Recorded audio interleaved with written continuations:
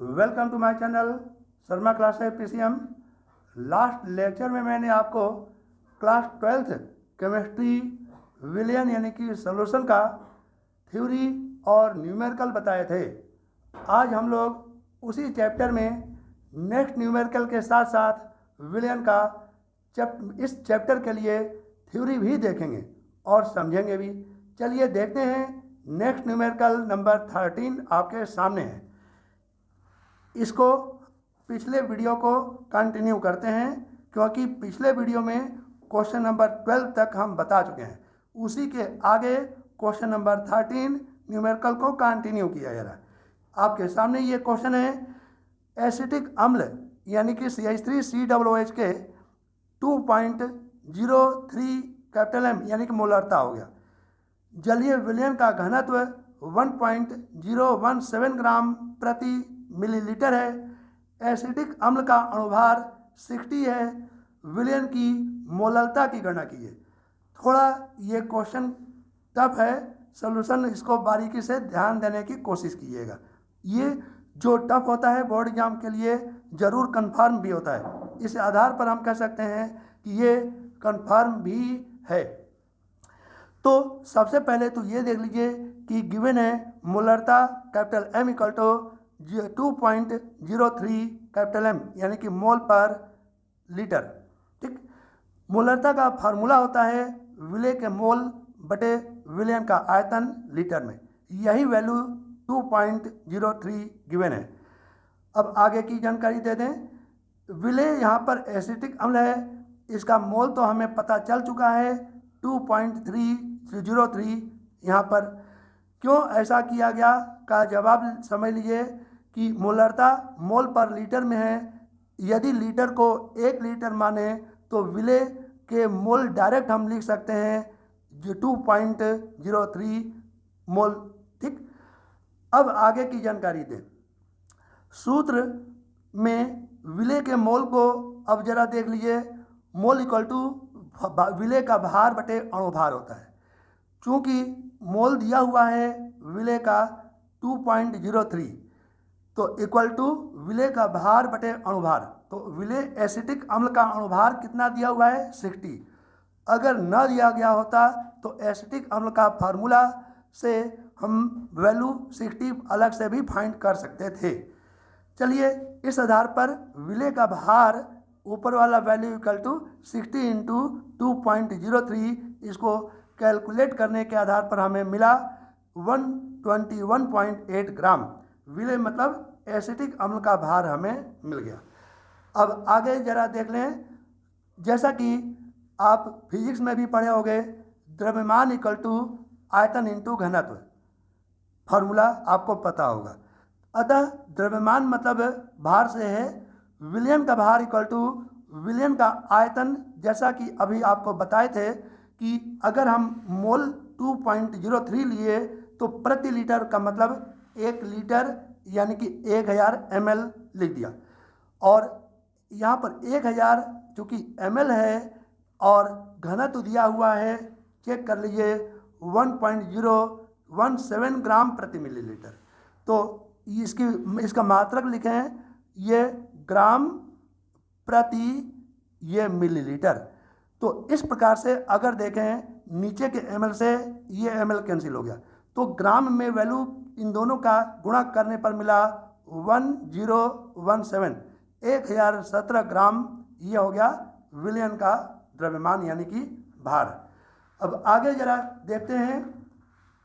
इसमें विलयन की विलायक का भार इक्वल टू विलयन का भार घटाओ विलय का भार। विलयन का भार आपके सामने है 1017, ये लिख दिया। और पिछले पेज में हम ज्ञात किए थे विलय का भार इक्वल टू 121.8, घटाने पर ये वैल्यू हमें मिला 895.2 ग्राम। अब चूँकि मोलरता विलयन की होती है तभी हमने लिख दिया विलयन की मोलरता कैपिटल L।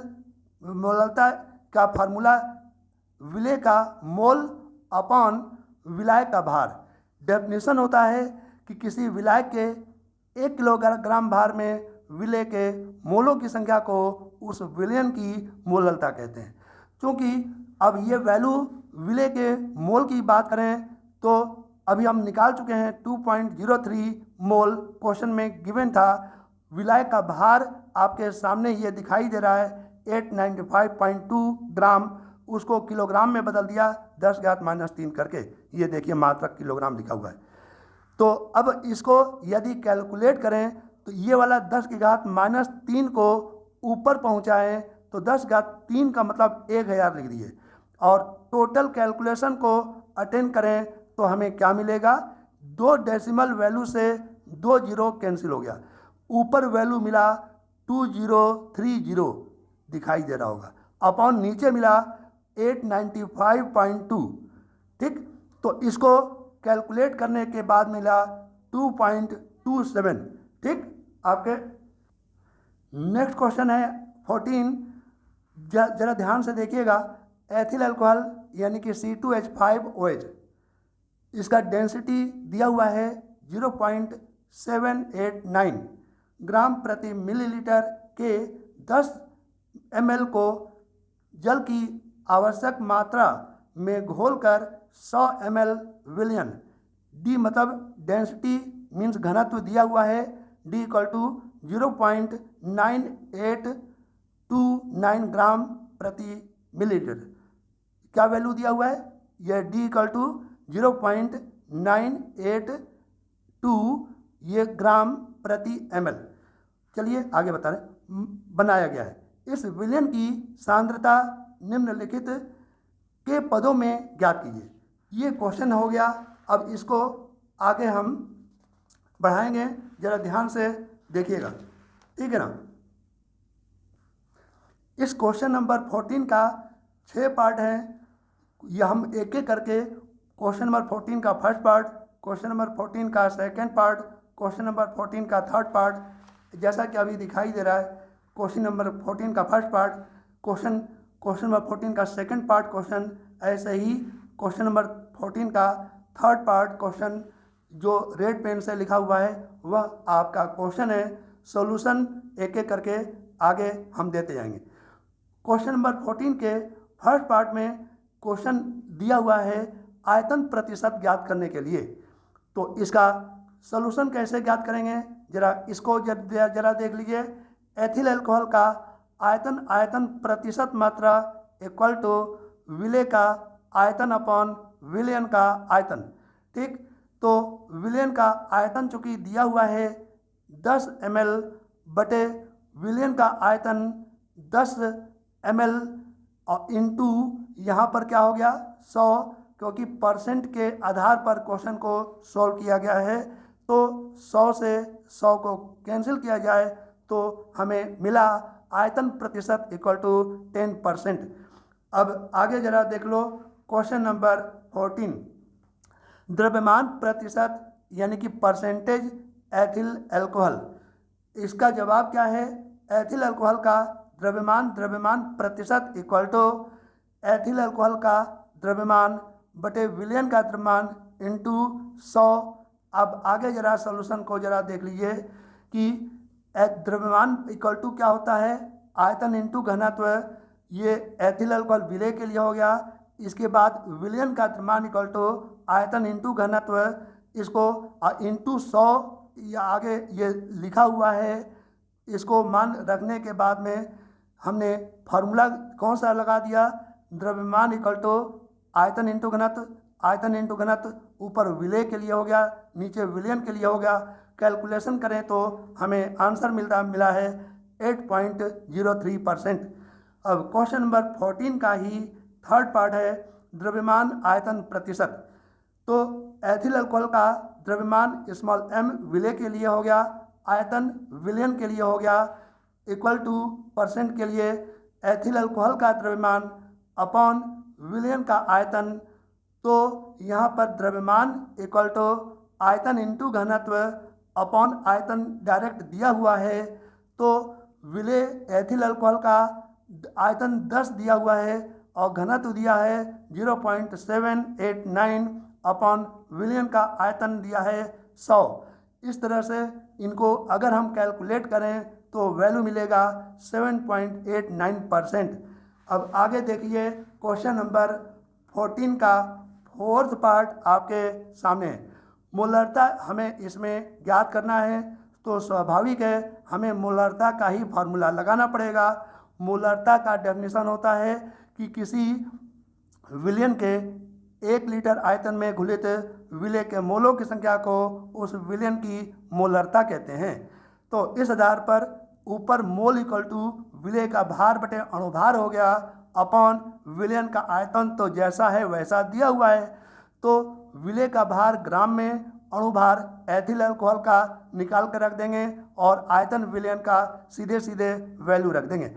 तो एक बात बताइए, एथिल अल्कोहल C2H5OH का जरा हम अणुभार निकालें तो कार्बन का 12 गुणे 2 24 होता है, H का 5 हो गया, ऑक्सीजन का 16 हो गया, हाइड्रोजन के लिए 1 हो गया, यानी कि एथिल अल्कोहल का अणुभार मिला 46।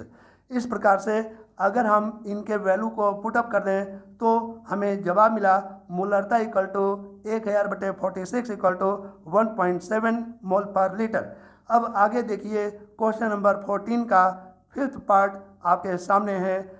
ऊपर वाले सवाल में मोलरता ज्ञात करना था, अब यहाँ पर हमें मोलरता ज्ञात करना है। अब जरा आगे देख लीजिए, विलयन की मोलरता इक्वल टू फार्मूला होता है विलय के मोलों की संख्या अपॉन विलायक यानी कि जल का भार। तो अब हम क्या करेंगे, मोल इक्वल टू होता है भार बटे अणुभार और विलायक का भार ये 90.31 इंटू 10⁻³ ठीक। ये कैसे वैल्यू हमने प्राप्त किया जरा ये भी समझ लीजिए, ये चीज़ यहाँ पर कैसे अलग किए। विलायक इक्वल टू क्या होता है, विलयन माइनस विलय, विलायक इक्वल टू विलयन माइनस विलय। तो द्रव्यमान इक्वल टू आयतन इंटू घनत्व, फिर से विलय का द्रव्यमान इक्वल टू विलय का आयतन इंटू घनत्व। तो इस तरह से जो वैल्यू घनत्व का दोनों का विलयन और विलय का दिया हुआ है, द्रव्यमान भी 100 ग्राम और 10 ग्राम दिया हुआ है। बस कुछ नहीं करना है, केवल कैलकुलेशन करके हम देखते हैं तो हमें मिला विलायक का भार इक्वल टू 19.31 ग्राम। अब हम क्या करेंगे, ये मोल भार बटे अणुभार के रूप में रख दिया और ये विलायक का भार किलोग्राम में, क्योंकि ग्राम में दिया था 10⁻³ कर दिया तो किलोग्राम में मिल गया। इसी पूरे कैलकुलेशन को ये नीचे रख करके हल कर देते हैं तो मिला हमें 1.9 मोल पर किलोग्राम ठीक। अब आगे देखिए इसका सिक्स्थ पार्ट क्या है। मोल प्रभाज हमें एथिल अल्कोहल का ज्ञात करना है। तो मोल प्रभाज में सबसे पहले हम विलय के मोल ज्ञात करेंगे जो एथिल अल्कोहल है, इसके बाद में विलायक का मोल ज्ञात करेंगे जो जल है यहाँ पर, इसके बाद हम कुछ करेंगे। तो चूँकि एथिल अल्कोहल का मोल प्रभाज के लिए फार्मूला होता है विलय के मोल और विलयन में उपस्थित विलय और विलायक का कुल मोल ठीक। तो यहाँ पर n यानी कि एथिल अल्कोहल का मोल इक्वल टू भार बटे अणुभार, भार इक्वल टू होता है आयतन इंटू घनत्व। तो विलय का भार इक्वल के लिए क्वेश्चन में देख लीजिए कि आयतन ये 10 दिया हुआ है, घनत्व 0.789 दिया हुआ है। इस तरह से भार मिला हमें और अणुभार 46 एथिल अल्कोहल का अगर नहीं जानते हैं तो इसका फार्मूला C2H5OH के आधार पर कैलकुलेट करोगे तो इसका अणुभार मिल जाएगा 46, जो कि वही यहाँ पर लिखा हुआ है। तो इसको भाग देने पर हमें एथिल अल्कोहल विलय का मोल मिल गया 0.171। इसी प्रकार विलायक यानी कि जल का भार हमें गिवन है 90, वो अभी पिछले कॉन्सेप्ट के अकॉर्डिंग 90.31 ग्राम। पिछले कॉन्सेप्ट में हम इसको फाइंड आउट कर चुके हैं। अब चूँकि जल यहाँ पर H2O होता है तो H2O का अणुभार आपको पहले से पता है 18 होता है। तो जल यानी कि विलायक का मोल इक्वल टू भार अपॉन अणुभार इक्वल टू, क्योंकि ये दोनों वैल्यू हमें पता है, इन दोनों वैल्यू को रख दिया जाए तो हमें जल का मोल मिला 5.017। अब आगे की जानकारी जरा देख लीजिए। एथिल अल्कोहल का मोल प्रभाज इक्वल टू, ऊपर फार्मूला लिखे थे, फिर से दोबारा नीचे लिख दिए, small n upon small n plus capital N। ठीक, अब यहाँ पर इस प्रकार से x एथिल अल्कोहल, मतलब कि ये यहाँ पर एथिल अल्कोहल का मोल प्रभाज mole fraction equal to small n के वैल्यू लिख दिए और स्मॉल n तथा कैपिटल N का वैल्यू लिख दीजिए, दोनों को जोड़ दिए और इसका वैल्यू निकालेंगे तो हमें पता चलेगा कि आंसर मिलता है 0.032। इस प्रकार से आपका आंसर आ गया। अब आगे की थ्योरी पर हम विचार करें कि विलियन की आगे की थ्योरी क्या है, क्योंकि नॉर्मलता, मोलरता वगैरह, मोलरता आदि के मूल प्रभाज के जितने न्यूमेरिकल हो सकता था अधिक से अधिक बता दिया। कुछ आप थ्योरी को भी आगे बढ़ाते हैं। जैसा कि अभी हम जानते हैं कि विलियन विले और विलायक से मिलकर के बनता है, क्योंकि इसका डेफिनेशन होता है, विलियन का डेफिनेशन हम बोलने जा रहे हैं। किसी विलियन में विले और विलायक को मिलाने से विलियन प्राप्त होता है, या ऐसे कह लीजिए कि ये दो या दो से अधिक पदार्थों के समांगी मिश्रण को विलयन कहते हैं। दो या दो से अधिक पदार्थों के समांगी मिश्रण को विलयन कहते हैं। इस आधार पर अगर दो पदार्थ विलय और विलायक हो तो उनको मिला देने से हमें विलयन मिल जाता है। समांगी होना जरूरी होता है विलयन का, यह एक विलयन के लिए कंडीशन होता है। विलयन चूंकि दो भागों से मिलकर बना होता है, विलय और विलायक, तो विलय किसे कहते हैं ये समझिए। विलयन में जिस पदार्थ की मात्रा कम होती है उसे विलय कहते हैं, और विलयन में जिस पदार्थ की मात्रा अधिक होती है उसे विलायक कहते हैं। जैसे चीनी के जलीय विलयन में चीनी की मात्रा कम होती है तो स्वाभाविक है वह विलय होगा, और जल की मात्रा अधिक होने के कारण जल यहाँ पर विलायक हो जाता है। चीनी को जल में मिलाने से जो मिश्रण हमें मिलता है वह मिलता है हमें चीनी का जलीय विलयन। अब जरा एक और अच्छी जानकारी, 10% अगर जल अल्कोहल का विलयन है तो इसमें जल कितना, अल्कोहल कितना, जो तुरंत मिलता है 10% जल, मतलब जल 10 हो गया, यानी कि यह विलय हो गया, और 100 में 10 कम कर दो तो 90 अल्कोहल हो जाएगा। दोनों को जोड़ने पर परसेंट का मतलब है कि ये विलयन का मान 90 + 10 = 100 ml हो जाएगा।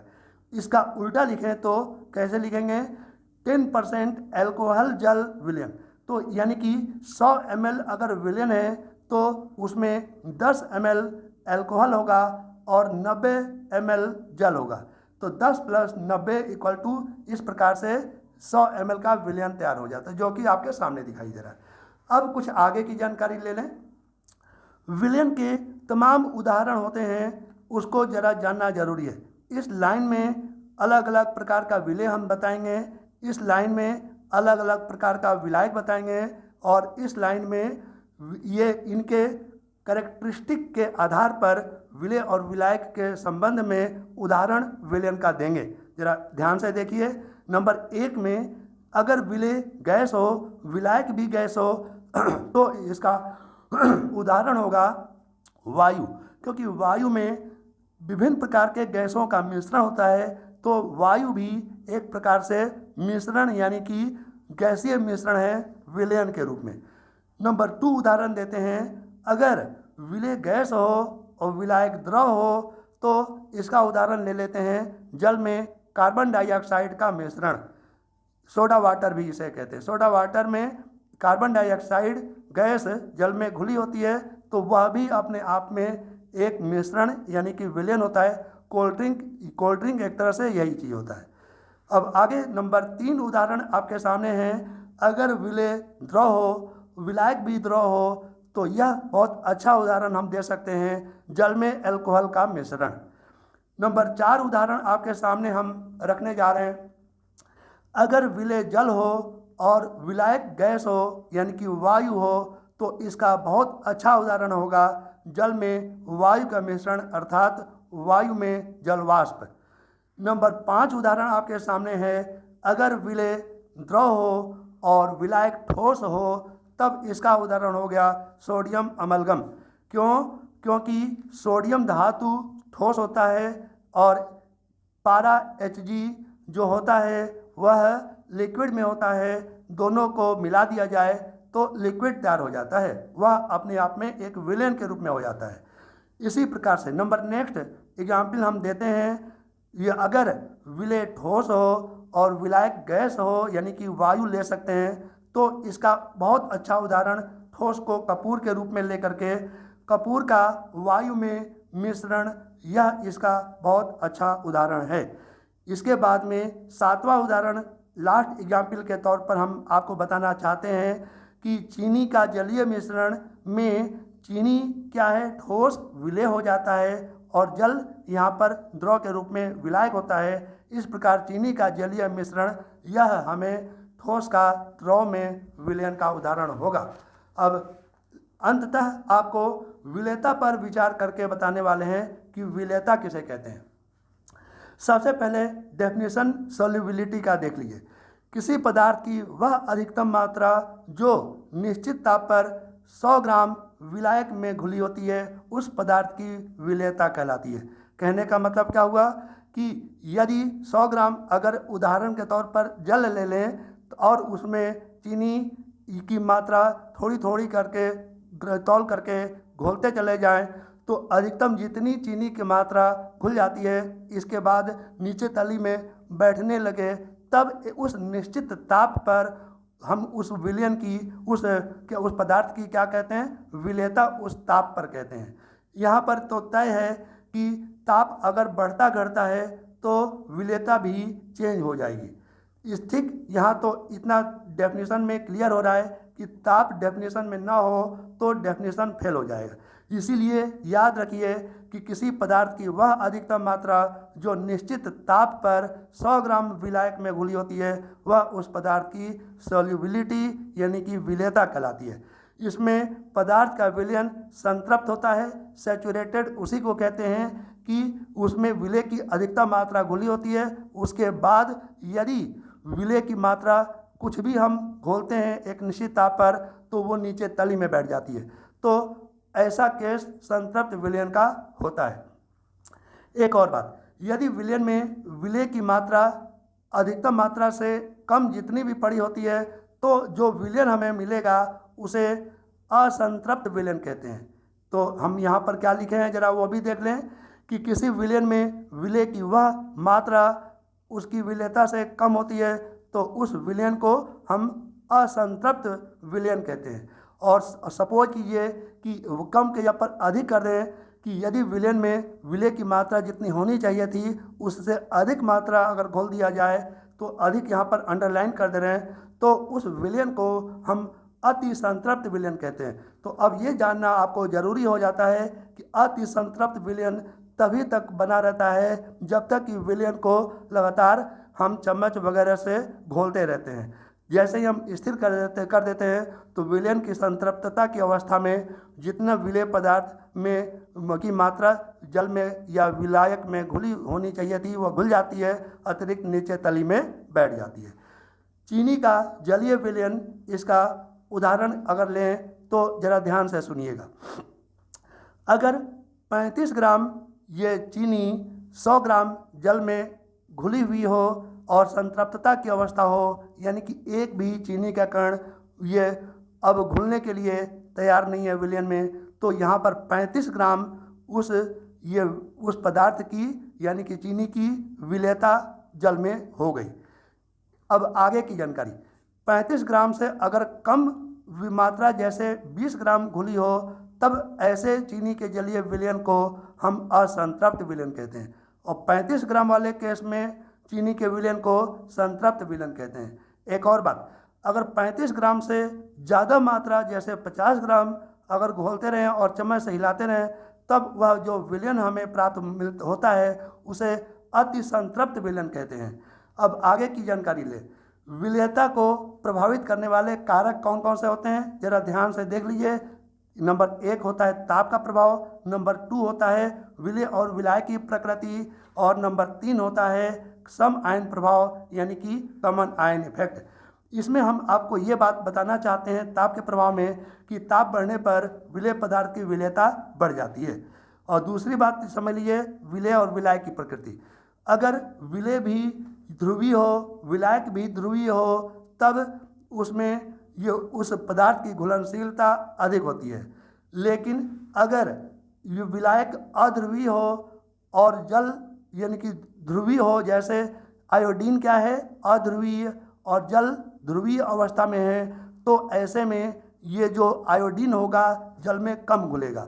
ठीक, तो अब आगे की जानकारी देते हैं। कार्बन टेट्राक्लोराइड जो होगा आयोडीन में अधिक होती है। क्यों घुला, इसकी जवाब आपको आपके पास होनी चाहिए। कार्बन टेट्राक्लोराइड ये अध्रुवीय विलायक होगा और आयोडीन भी अध्रुवीय हो गया, तो अध्रुवीय विलायक में अध्रुवीय विलेय अधिक मात्रा में घुलता है, और तथा इसका उल्टा ध्रुवीय विलायक में ध्रुवीय विलायक अधिक मात्रा में घुलता है। अब आगे की जानकारी दें। यह सम प्रभाव भी विलेयता को प्रभावित करता है। सम की उपस्थिति में विलेयता पदार्थ की कम हो जाती है। तो इस तरह से आपका कॉन्सेप्ट आज की डेट में समाप्त करते हैं, कंटिन्यू करेंगे नेक्स्ट। यदि वीडियो आपको अच्छा लगा हो तो please like, share and subscribe जरूर कीजिएगा। Thank you.